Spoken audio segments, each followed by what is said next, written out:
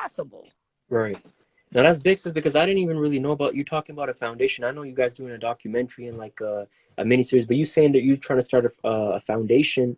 So can you can you explain more about what the foundation is gonna? It's like a charity So or?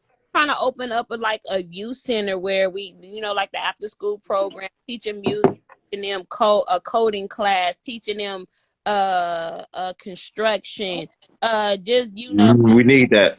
we stuff Crazy. stuff that's going on today, and no sugarcoat nothing, and let them know that their secrets are safe with me. If you feel that you're being harmed in the home, harmed in your neighborhood, come to one of us, somebody in that center, and we're going to help you. Okay, that's big. That's huge. I see. I didn't even know about And that. that's being a community revolutionary, because they say that, well, each one teach one. We got to start with the youth too. And first it starts in the home. We got to get back to, like I said, the village raising the children, and that's where we got lost at. Yeah. We got lost because like I said, that it's multiple variables I can speak on that actually play in the decay of the family, so to speak.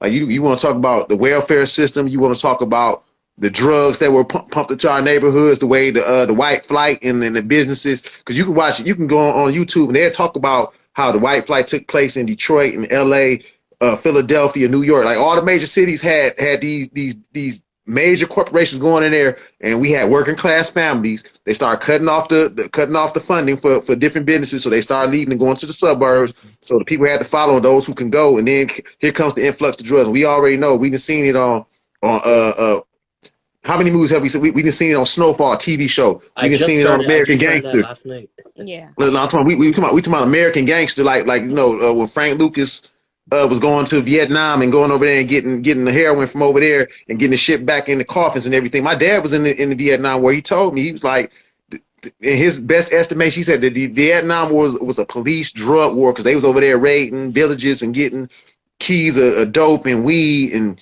firearms. Nobody's seen an AK-47 in America before the Vietnam War. And right after the Vietnam War ended, LA was the first place it touched, and then it touched everywhere else. Wow. Right. Wow. And you want to talk about you want to talk about the Iran Contras. Nobody's seen a Israeli Uzi and a Tech 9. These guns were fed to us in our different cities and just destroyed totally whatever unity that we had in the black community. When we had the Black Pride, the Black Panthers, and the Black and Proud, that era was totally destroyed by the time the 80s. When crack hit, I could tell people this.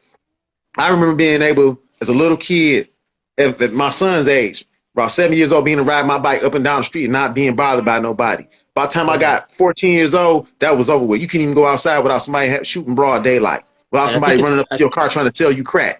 Right, and I think Brother Hus also know a BG Knockout from Compton. He was also talking about how they used to come on the train, like they used to have what's it called, like crates coming from the trains where they would just find they had crates coming on the train. Look, they was doing that in every major city. Like I done had old heads that told me that they used to drop off, like they was dropping them off on crates from airplanes and dropping them off in the middle neighborhood. It's my dope.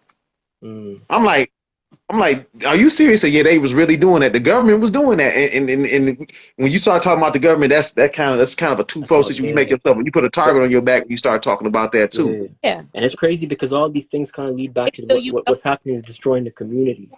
Yeah. What was you saying, sister? When they feel you know too much,